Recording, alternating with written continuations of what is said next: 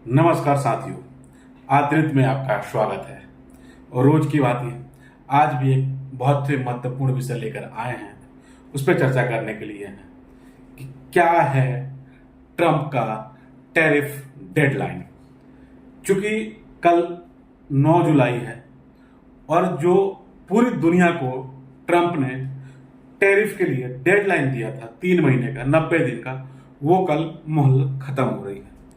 Trump अपने बयानों में कई बार ये चीज बता चुके हैं कि ये जो नेगोशिएशन चल रहा है दुनिया के साथ, ये सबके साथ नहीं होगा।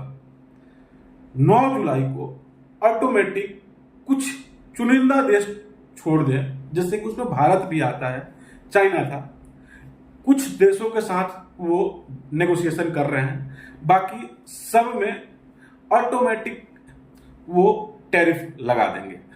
कल चूंकि 9 जुलाई है, इसमें हमारे लिए बहुत बड़ी एक उपलब्धि है इसमें कि 9 जुलाई को टैरिफ लगने वाला है।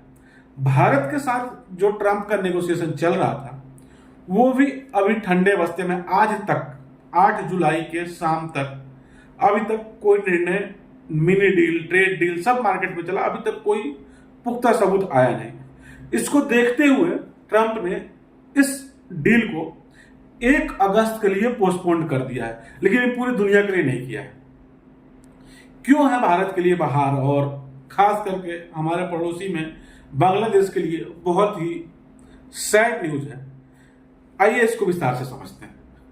चूंकि कल 9 जुलाई है तो बांग्लादेश भी, जैसे भारत के पड़ोसी हैं और उसमें से एक बांग्लादेश भी बहुत बड़ा टेक्सटाइल इंडस्ट्री का, अमेरिका का एक्सपोर्टर था।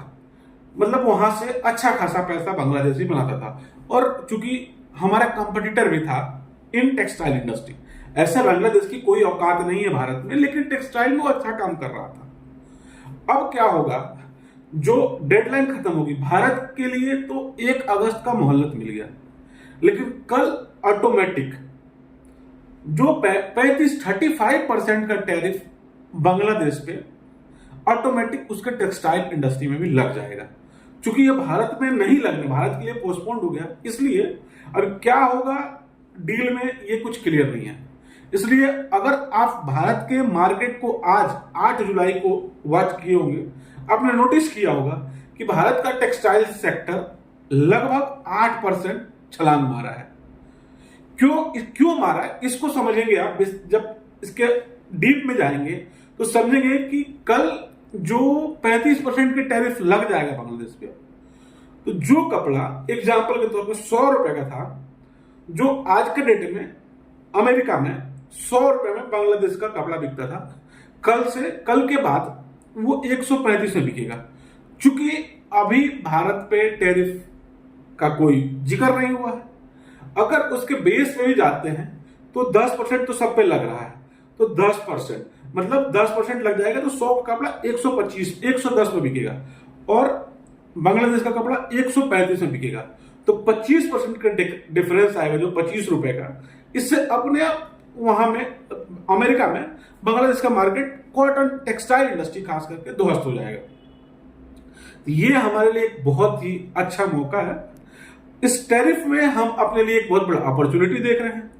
हो सकता है हमारी अगर डील हो जाए तो वैसे भी आने वाले आप 5, 7, 8 महीने में देखेंगे कि और हमारी टेक्सटाइल इंडस्ट्री एक बहुत ही बड़ी इंडस्ट्री बन जाएगी, और उसे बहुत बड़े लेवल पे छलांग मार्केट में मिलेगा।